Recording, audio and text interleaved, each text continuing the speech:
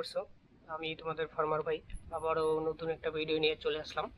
আর আজকের ভিডিওটা হচ্ছে গিয়ে মানে আমার যে আগে যে লাটটা গেছে, যে মুরগিগুলো গিয়েছে সেইগুলো কিন্তু আমার খারাপ হয়ে গেছে। মানে 450 পিসের মতো মর্টালিটি হয়েছিল। তারপর ওই মুরগিগুলো খারাপ হওয়ার পরে আমি কিন্তু এই যে আবার নতুন করে বাচ্চা নেবো। এখন মোটামুটি 1 মাস পর আমি বাচ্চা নিতে চলছি।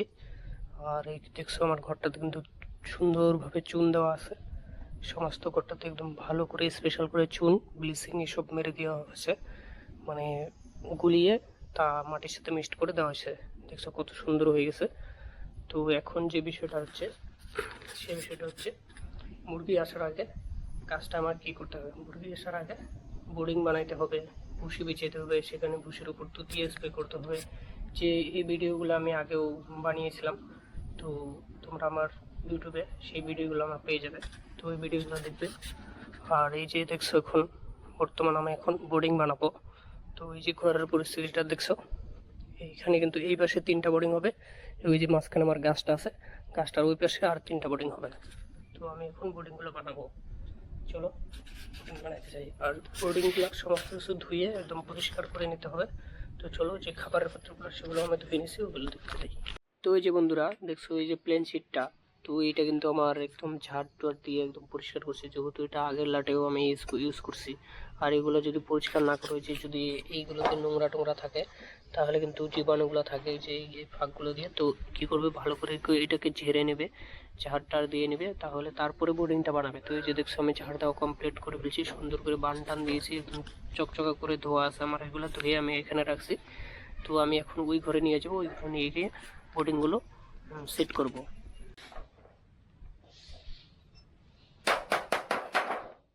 তো বন্ধুরা তারপরে দেখো আমার সমস্ত বোর্ডিং একদম গোল করা হয়ে গেছে। বেড়াগুলো আমি রিফাইন করলাম, টিফাইন করে বোর্ডিংগুলো সুন্দরভাবে বানানো হয়ে গেছে। এইদিকে 3টা বোর্ডিং করা হয়েছে।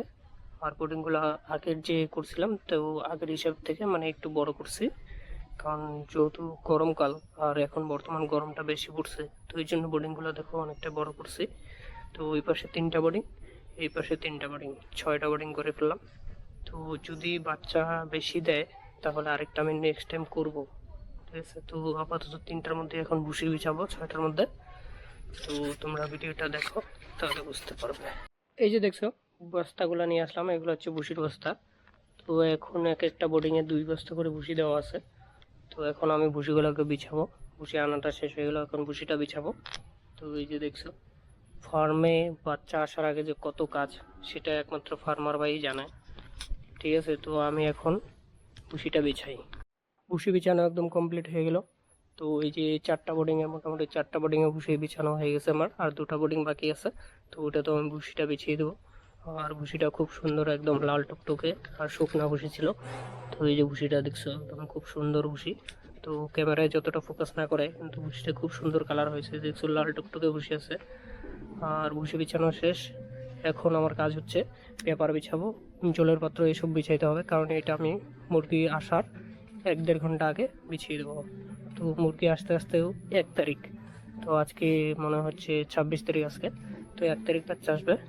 তো বন্ধুরা এই যে সারাদিন ফার্মের কাজ টাজ করে আমি এখন বর্তমানে আসছি, তো এই যে মোটরটা নিতে। তো এই যে ক্ষেত দেখছো, তো আমার ক্ষেতে কিন্তু জল টল দেওয়া হয়েছে আজকে, জল দিয়েছি। আর ওয়েদারটা দেখো, বৃষ্টির কোনো লক্ষ্যই নেই। তো জল দেওয়া আমার শেষ হয়ে গেছে দুপুরবেলা। তারপরে আমার এখন মোটরটাকে বাড়ি নিয়ে যেতে হবে। আর এখন বর্তমান বিকালের মৌসুম, দেখছো খুব সুন্দর ওয়েদার। তো আমি এখন নিব, গরুটাকে নিয়ে যাব। তো এই জন্য আসছিলাম। এই যে দেখছো আমার একটা গরুটা কি বলবো, আর আমাকে খুব মিস করছে, টিসা দিবে আমাকে।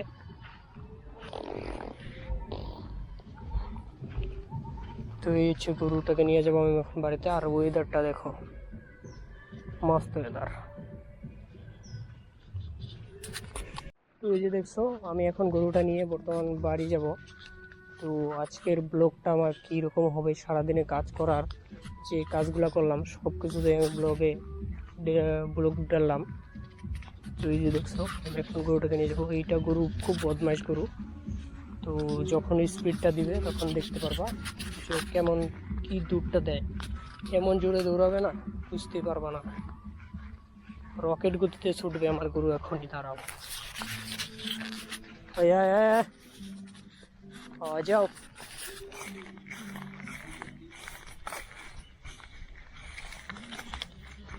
চলো চলো।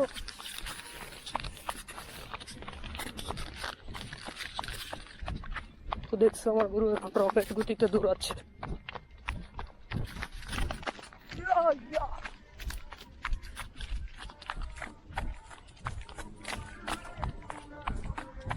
আর দেখছো ক্ষেতের ওয়েদারটা, ক্ষেতগুলো দেখছো কত সুন্দর, কিন্তু পুরো দৌড়া যাচ্ছে।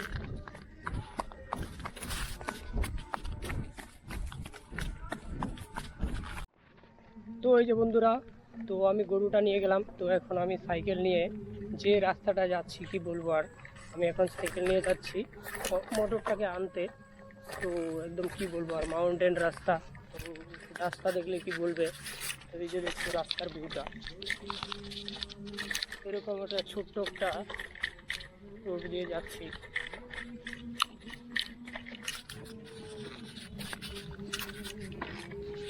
এই যে দেখছো প্রচণ্ড রিস্ক হয়ে যায়, কিন্তু আমি এক হাতেই সাইকেল ড্রাইভ করছি। আর কি বলবো আর, এত সুন্দর ড্রাইভ আমার, এটা কি বলবো আর, হিমালয়ের থেকে আমার এটা কম না, ঠিক আছে। তো স্বপ্ন তো আছে একটা হিমালয় বের করবো একদিন। এরকম একটা জায়গা দিয়ে যে আমার সাইকেলটা যায়, এটা কেউ ভাবতে পাও। এরকম একটা আল্লি দিয়ে আমার সাইকেল চলে যায়। তো এখানে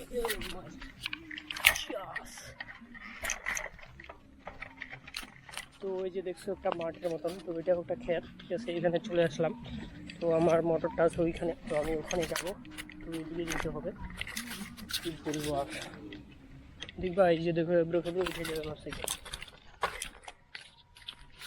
প্রচুর পাওয়ার আছে এই সাইকেলে। চলো যাওয়া যাক। আর এই দেখছো ওয়েদার মস্ত সুন্দর, ওই যে ওখানে আছে মোটরটা, তো ওই মোটরের কাছে যাই। চলো, সব কিছু দিয়ে আমার সাইকেলটা চলে যায়। দেখছো সব কিছুতে আমার সাইকেল চলে যায়। ফাইনালি একদম মোটরের সামনে চলে আসছে, দেখছো এই যে মোটর, কিন্তু মোটরের সামনে চলে আসছি। তো এখন আমি মোটরটা সাইকেলে উঠাবো। তারপরে যে দেখছো ফাইনালি কিন্তু আমার মোটর লোড হয়ে গেছে আমার সাইকেলে। এই যে দেখছো পুরো মোটর বাল্টি সব সমস্ত, মোটরটা মোটামুটি 60 কিলো আছে। তা আমার ওজন মোটামুটি ধরো 50 কিলো আছে।